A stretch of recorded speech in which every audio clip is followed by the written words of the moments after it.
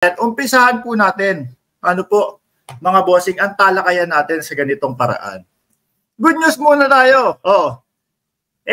Alam niyo po ba na yung mga, alam niyo na, yung mga OTAP supporters at yung mga anti-First Lady Liza Marcos, ang pakalat po nila, mga kababayan.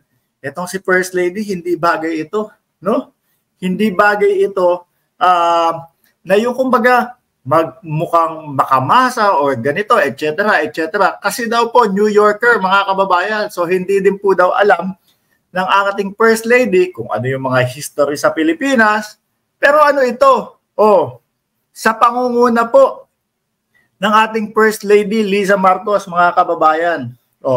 Hihikayatin ko po kayo na pasyalan po yung Presidential Museum, Presidential Heritage Museum, mga kababayan. Ano po ba makikita natin dyan? Nandiyan po doon sa bahay ugnayan. Makikita natin lahat doon.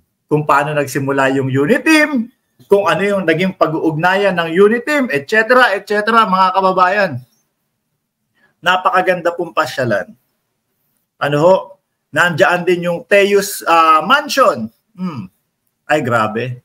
Simula po, umpisa nung presidente, no? Kung kauna-unahang presidente natin, hanggang po doon kay dating Pangulong Marcos Sr., mga kababayan, nakalathala po doon, nakikita natin o makikita natin yung iba't ibang mga kasuotan po, mga bossing, ng ating mga Pangulo.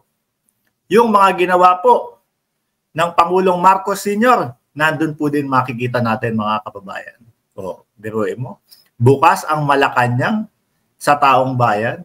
Hindi po lumalayo ang Malacanang sa taong bayan, mga bossing. Ano po ba ang kagandahan at dulot nito sa ating mga kabataan, mga bossing?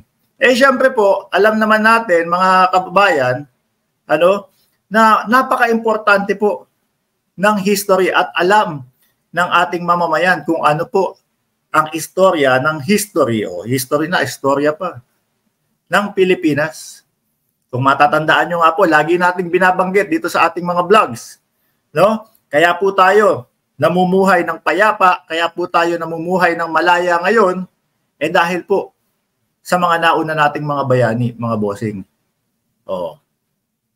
Kaso yung mga pinklawan, kaso yung mga OTAP supporters, wala ayaw ipagpatuloy yung mga ginagawa o yung mga ginawa ng ating mga bayani, no?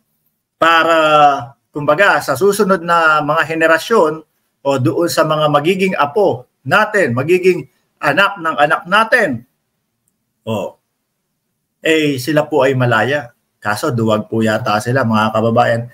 Ito po, ay dahil po sa sipag at pangunguna po ng ating First Lady Liza Marcos, mga kababayan. Kaya yung sinasabi nyo na New Yorker yan. Ako po, eto, nangunguna pa para po ipaabot sa ating mga kababayan. Dumugtong sa susunod na henerasyon, malaman kung ano ang historya ng bansang Pilipinas. Kaya wag kayong dyan.